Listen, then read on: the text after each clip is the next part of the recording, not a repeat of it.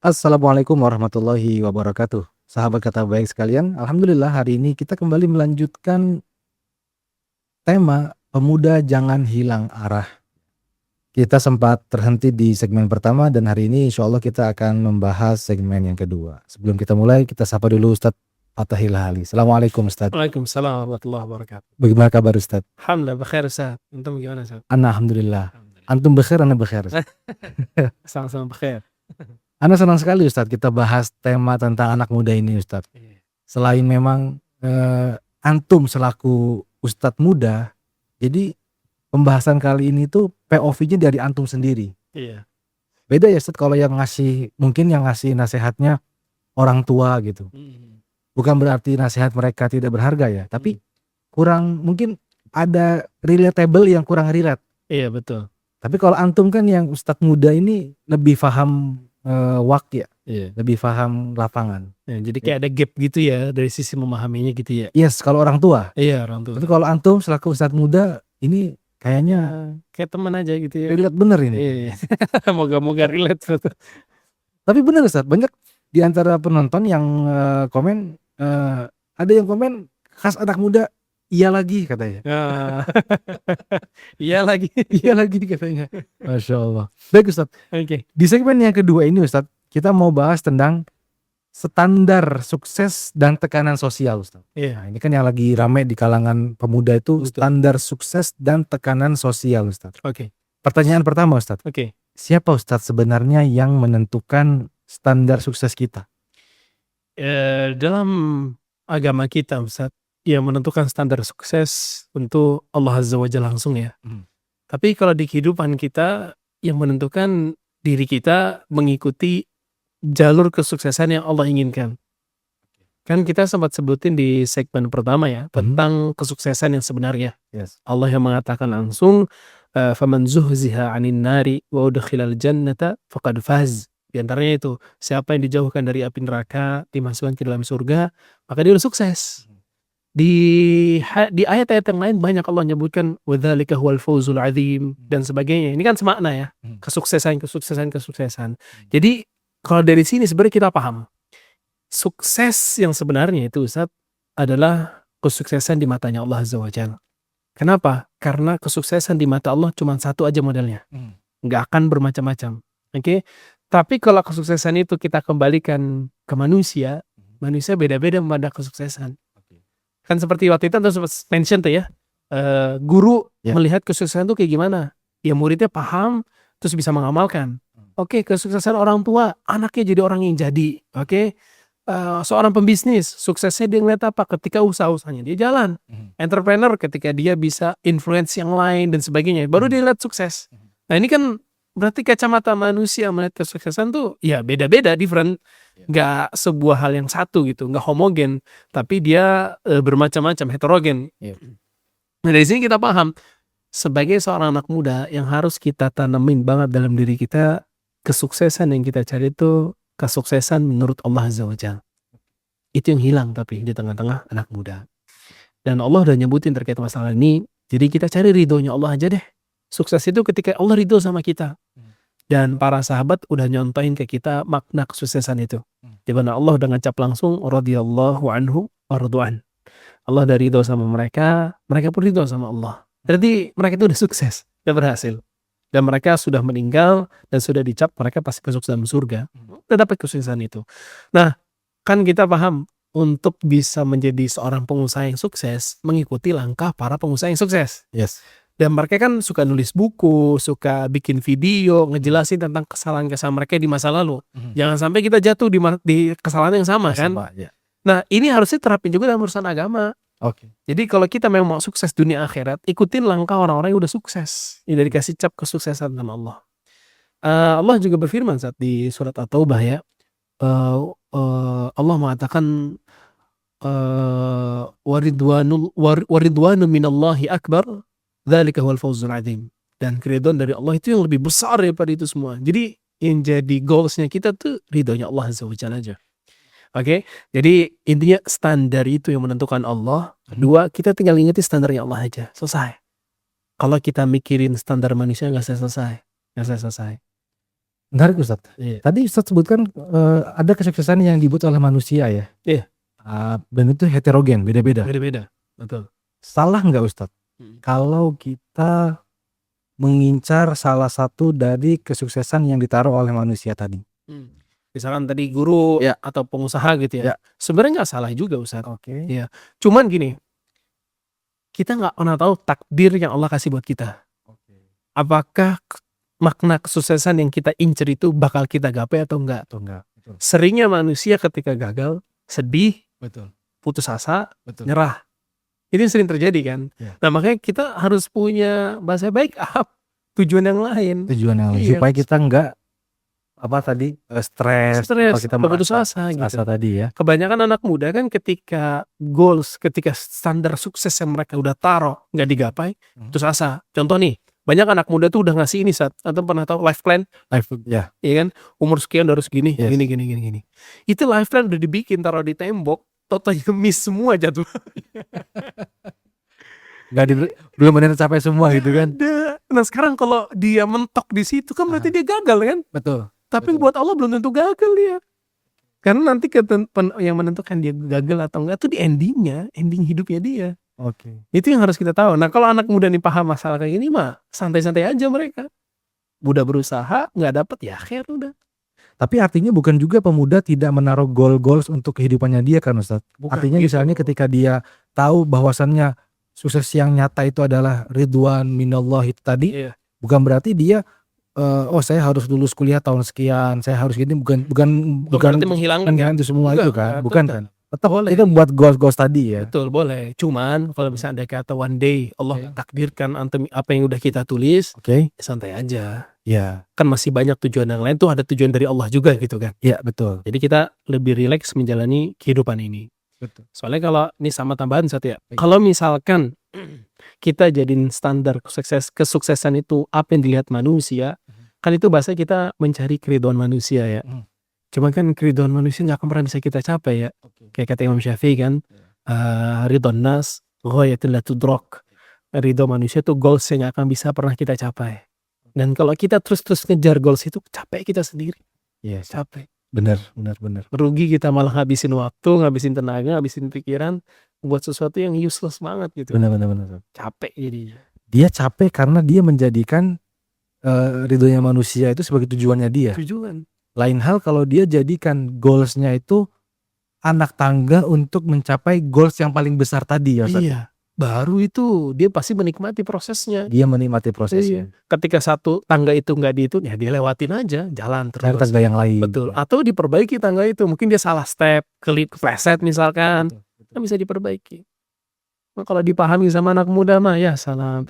Sebenarnya Islam itu emang solusi. Solusi, hidup. Ustaz. Betul. Solusi. Setuju Ustaz. Begitulah anak muda Ustaz. Betul. Dan ini yang paling banyak terjadi di fenomena ini terjadi di masyarakat kita Ustaz. Iya. Anak muda ketika dia misalnya nggak keterima di PTN Iya. favoritnya dia akhirnya merasa putus asa.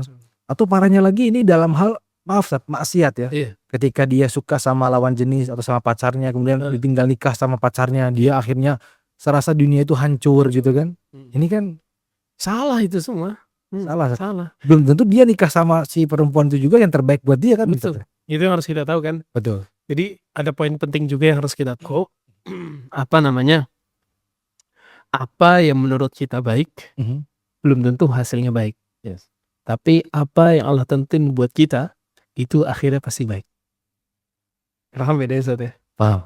Jadi kalau kita mikir itu baik belum tentu hasilnya baik. Baik, betul. Tapi kalau Allah udah nentuin buat kita jalannya itu pasti baik. Kalau kita paham dan amalkan ini udah tenang ya. Udah tenang kita, tenang aja. Nggak pusing pastinya. Nah problemnya mungkin karena kita hidup di zaman sosial media masif banget perkembangannya, akhirnya orang mulai menjadikan standar kesuksesan itu apa yang ada di sosial media. Yes. Yang harus kita tahu, sosial media itu adalah cermin yang cacat. Cermin yang cacat. Iya. Dia nggak pernah bisa memberikan cerminan yang sempurna dari diri kita. Karena dia cuma cermin ke kita suatu hal yang highlight doang, yang FYP doang. Kan yang enggak-enggaknya banyak ya kan ya. Iya. Yang gagal itu nggak pernah muncul di permukaan. kayak motivator-motivator. Kan dia cuma menjelaskan kesuksesannya dia kan. Dia nggak ngejelasin prosesnya dia, struggling apa dia untuk bisa sampai pada titik itu. Nah, anak muda zaman sekarang nggak melihat proses, melihat hasil. Makanya di sosial media kita lihat banyak anak-anak muda yang, sebagian anak muda tuh ya yang main-main kripto gitu, baru umur 19 kekayaan 1 triliun. Wah, ya kita sebagai anak muda, kok dia bisa, anak enggak. Berarti anak gagal, dia sukses. Ya salah. Ya. Nggak pernah kayak begitu. Akhirnya dia minder Akhirnya. dia ngerasa gagal.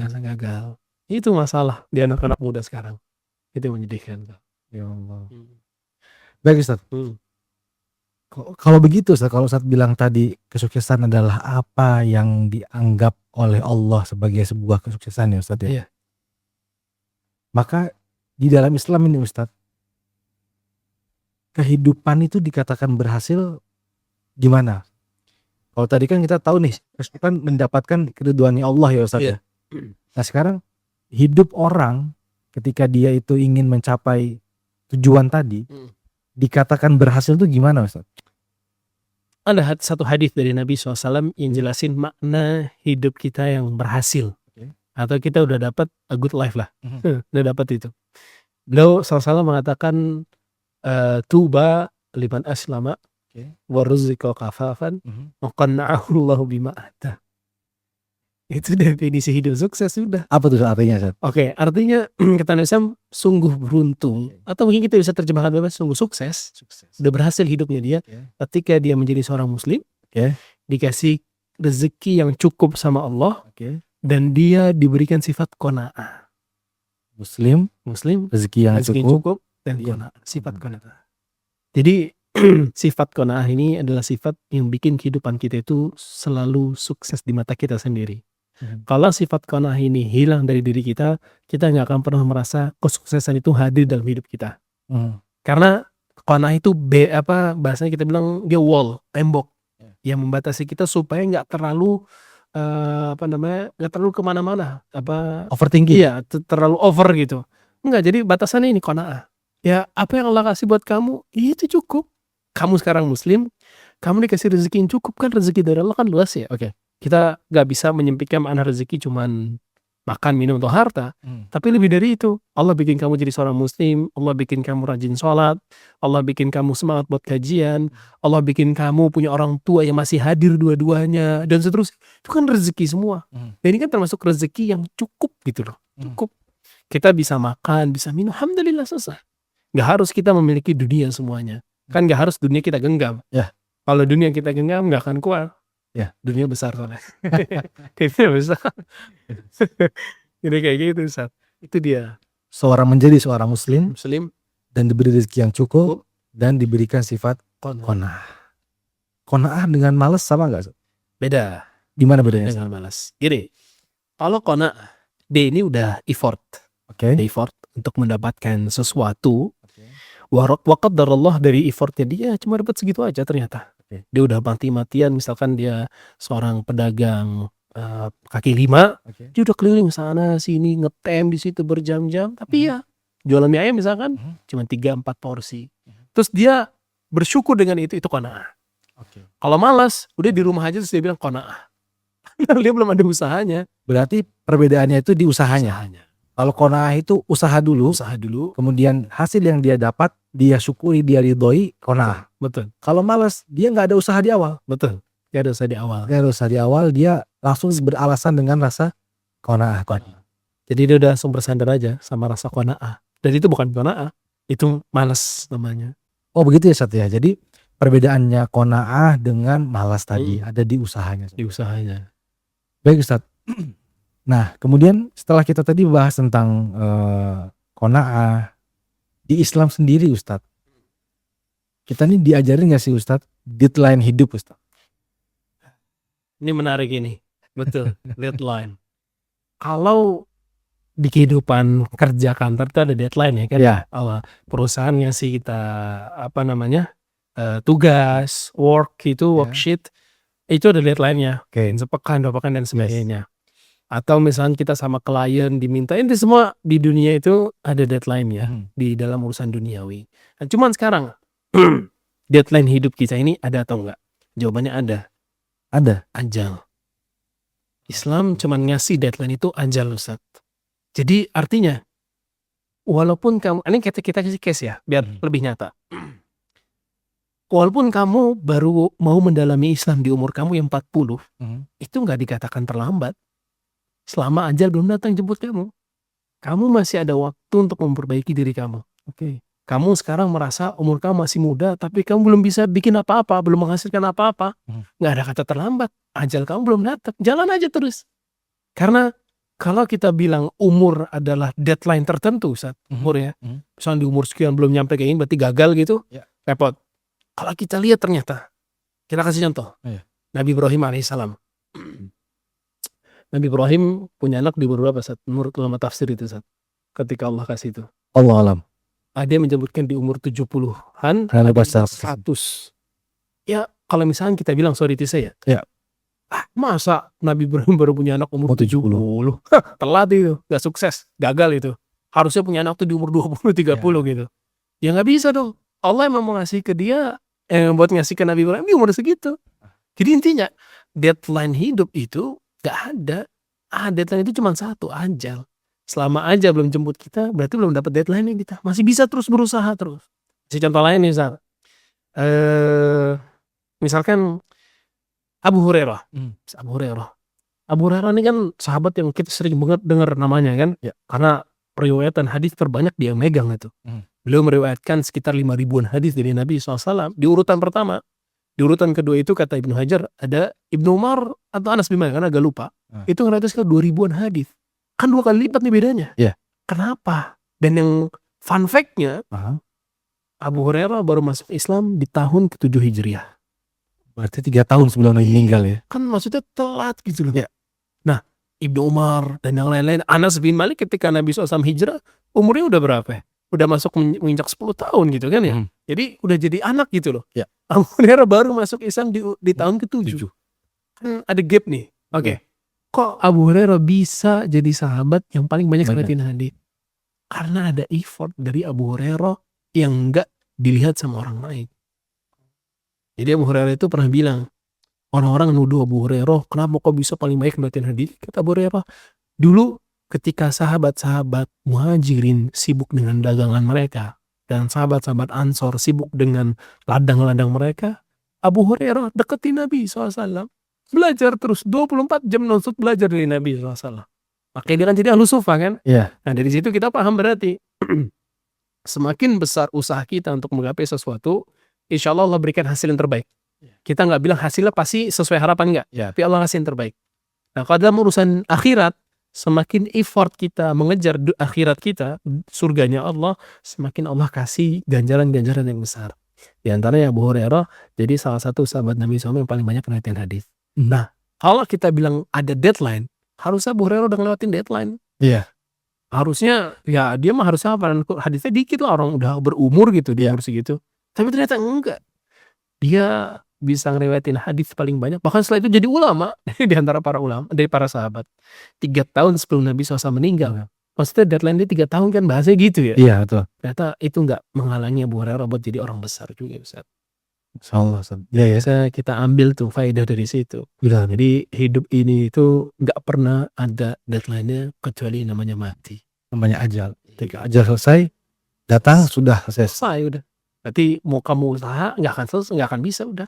Mau apain lagi? Mau jadi orang kaya udah mati ya udah selesai, nggak bisa berarti. Kayak gitu. Berarti terlambatnya kita belajar, terlambatnya kita ini itu semuanya selagi nyawa dikandung badan. Artinya kita belum dikatakan terlambat ya Ustaz. Belum dikatakan terlambat. Terus aja jalan, terus. Kan kita semua kalau kata para ulama sairuna ilallah ya. Kita OTW ke Allah gitu. Allah juga bilang inna lillahi wa inna ilaihi raji'un. Kita ini milik Allah dan kepada Allah kita akan dikembalikan. Nah, ingat itu jalan itu. Kita ini dalam jalan menuju Allah Azza wa Jalla. Jadi selama belum Allah selalu berhenti, jalan aja. Jalan terus. Nah, selagi kita berjalan menuju Allah nih Ustaz. Kita nih kalau kita gambarin pekerjaan ya Ustaz ya. Misalkan pekerjaan nih, kita dikasih pekerjaan misalnya untuk edit video. Kita dikasih waktu seminggu. Nah, kalau video itu belum jadi dalam waktu seminggu, kita kan dinyatakan gagal ya Ustaz ya. Nah, di dalam Islam nih apa sih yang menjadi tugas kita tuh Ustaz? Maksudnya yang dituntut dari kita tuh apa gitu Ustaz? Apakah memperbanyak ibadah? Kalau misalnya kita sampai meninggal kita belum haji, maka kita Gagal gitu. gagal. Atau kita sampai kita meninggal kita belum bisa ini, maka kita gagal. Sama seperti tadi Ustaz, orang kerja ketika dia diberi tugas edit video, yang mana editan videonya itu harus ada teksnya, Iya. harus ada ininya. Nah, ketika dia sampai waktu deadline-nya dia tidak memberikan video seperti yang diminta, maka dia dikatakan gagal. Walaupun dia udah mengerjakan, Iya. tapi dia cacat gitu Ustaz, dia gagal. Nah, di Islam itu bagaimana Ustaz? Dikatakan gagal sampai ajal, kan darinya ajal itu ya. Itu seperti apa Ustaz? Yang menarik nih Seth, ternyata nggak semua kondisi kita bisa analogikan dunia dengan akhirat. Gak bisa semuanya Bisa. disamakan. Iya. Oke. Tadi kalau misalnya di dunia kita nggak sesuai dengan ekspektasi yang diminta klien misalkan dari videonya, kita dikatakan gagal. Oke. Tapi di sisi Allah Azza wa Jalla, ibadah yang Allah syaratin ke kita banyak banget. Bahkan rukun Islam kayaknya nggak semua orang bisa jalanin tuh. Ya. Apalagi yang 2 terakhir. Iya. Ya, Zakat sama haji, betul. nggak semua orang mampu untuk itu. Terus apakah ketika orang meninggal dan belum menjalankan 2 rukun Islam itu dikatakan gagal? Jawabannya enggak. Disinilah rahmat Allah Azza wa Jalla muncul. Benar Ustaz. Semakin kita kenal Allah Ustaz ya. Iya. Allah tuh maha rahman, maha rahim ya. Betul. Kalau Allah nggak punya sifat itu, berarti kita diadab gara-gara itu. Betul. Tapi karena Allah memang nggak bikin kayak begitu, Allah tahu hamba-hambanya. Ya. Jadi Allah ringanin. Subhanallah. Kayak gitu. Kalau bos kita kan, kalau kita udah ngerjain, tapi nggak sesuai yang diminta, dia marah. Marah. Walaupun kita udah ngerjain itu Ustaz. Makanya kalau di syariat Nabi SAW kan bilang ma'amartukum bihi fa'tu minhu mastata'tum. Kalau masalah ketaatan kalian lakuin semampu kalian. Karena Allah dan Rasulullah tahu kita ini lemah sebagiannya, gak bisa ngejalanin semua syariat. Tapi itu rahmat yang Allah beri, gak dibebanin semuanya. Ini semua dijalanin enggak. Kalau kayak bos kita kan semua dibebanin gitu kan ya. Kadang satu pegawai multi talenta dia tuh. Pegang berbagai Ya, kerjaan. menjabat banyak jabatan Banyak langsung. Padahal di job desk awalnya nggak ada tuh. Gak ada. Ini jadi banyak Jadi gitu ya. banyak. Kayak Udah gitu kasih deadline. Betul. Nanti kalau nggak nyampe, Dia yang disalahin. salah lagi juga gitu ya. Dikasih beban banyak tapi dipaksa juga kan. Nah, Nah Allah nggak kayak gitu. Allah nggak zalim sama hamba-hambanya. Tapi kalau masalah larangan, jauhin. Jangan berani-berani deketin. Karena ternyata kenapa Nabi SAW bilang wa ma nahaitukum anhu fajtanibuh. Apa yang aku larang ke kalian jauhin. Kenapa kok ketika perintah dibilang semampu kita, tapi ketika larangan dibilang udah totalitas. harus jauhi. Iya, harus jauhin. Kenapa Ustaz? Ada perbedaan. Tadi satu, ketaatan itu nggak semua orang bisa jalanin. Oke. Tapi yang namanya meninggalkan larangan semua orang bisa jalanin. Semua orang jalanin. Kenapa coba Seth? Kenapa? Yang namanya meninggalkan effortnya apa? Oh, bukan berat meninggalkan sesuatu yang dulu dia lakukan. Bukan berat dia ninggalin Ustaz. Iya. Kan meninggalkan Seth. Ada harta yang dikeluarkan, ada nyawa yang ditaruhkan. Enggak. Ternyata dalam meninggalkan suatu hal yang dilarang, simpel. Meninggalkan. Tark. Tinggalin aja udah. Paling dia akan kehilangan rasa nyaman aja ya. Rasa nyaman. Yang- Atau dia merasa mungkin gak enak. Nggak biasa. Betul, butuh ada pembiasaan. Jadi kayak gitu ternyata larangan yang Allah berikan. Emang kita tuh semua mampu meninggalkan. Kalau masalah larangan. Beda dengan perintah. Perintah. Kadang perintah tuh effortnya ada harta yang dikeluarkan, Betul. ada waktu yang dikeluarkan, bahkan mungkin nyawa yang dipertaruhkan. Taruhkan. Tapi kalau misalnya kemaksiatan gak ada yang dipertaruhkan sama sekali. Coba aja tuh sebutin maksiat. Coba apa yang dipertaruhkan di situ. Tapi kalau misalnya orang gini, Coba. kamu kan kita jarang minum khamar ya Ustaz? Iya. Kamu minum khamar, kalau enggak saya bunuh. Nah, itu gimana Ustaz? Itu beda kondisi. Ambil lagi ya. Iya dong. Itu kan kondisi mendesak. Beda lagi. Dan Ini- itu boleh di Islam. Iya. Kan sekarang gini. Kalau misalnya tadi case yang tadi ya. Kalau kamu gak minum khamar saya bunuh. Ya.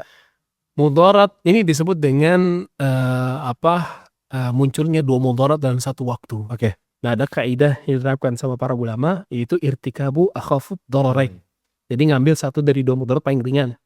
Dari 2 ini dulunya haram kita tahu. Iya. Kebunuh ini mudarat besar buat kita, minum khamar mudarat. Iya. Tapi dari 2 mudarat ini mana yang lebih ringan? Minum khamar. Minum aja udah. Di kondisi kayak tadi. Itu boleh Ustaz dalam Itu Islam. boleh dalam Islam. Berarti ini semakin nunjukin betapa kasih sayangnya Islam ya. Betul. Malah nunjukin lagi tuh lihat. Kalian kalau kondisi kepaksa nyawa kalian terancam, kalian bisa aja jalanin hal yang diharamin.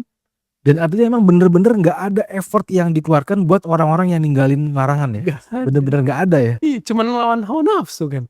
Itu yang susah. Makanya Nabi SAW bilang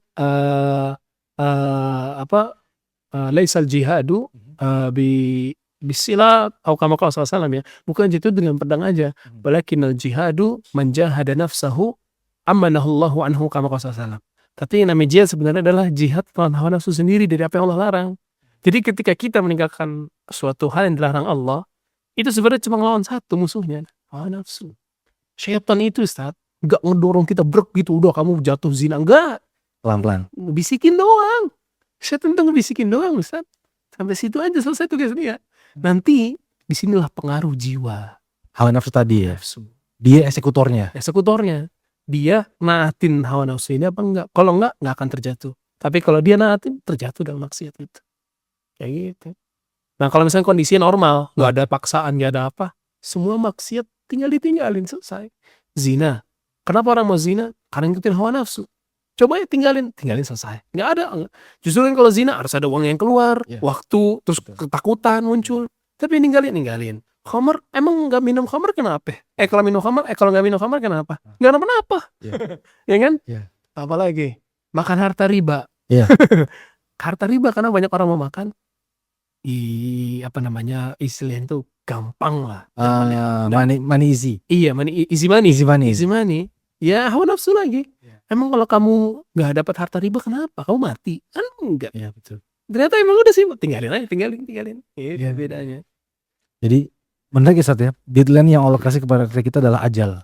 Dan Allah hanya pengen kita terus beribadah di situ ya. Terus. Dengan segala kekurangan yang kita miliki dan segala, yang penting kita menunjukkan effort. Betul. Itu yang Allah pengen. Tadi yang antum bilang fattaqullaha mastata'tum.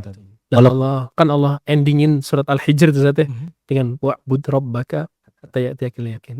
Deadline dari Allah. Deadline itu udah selesai. Menarik nih Ustaz. Masya Allah. Ini segmen kedua kita tentang sukses dan tekanan sosial ini kita sudah selesai Ustaz. Nanti insya Allah kita lanjut lagi di segmen yang ketiga. Masih tentang arah anak muda Ustaz. Anak muda jangan sampai kehilangan arah. Insya Allah. Jazakallah khairan. Waalaikumsalam. Assalamualaikum. Waalaikumsalam warahmatullahi wabarakatuh.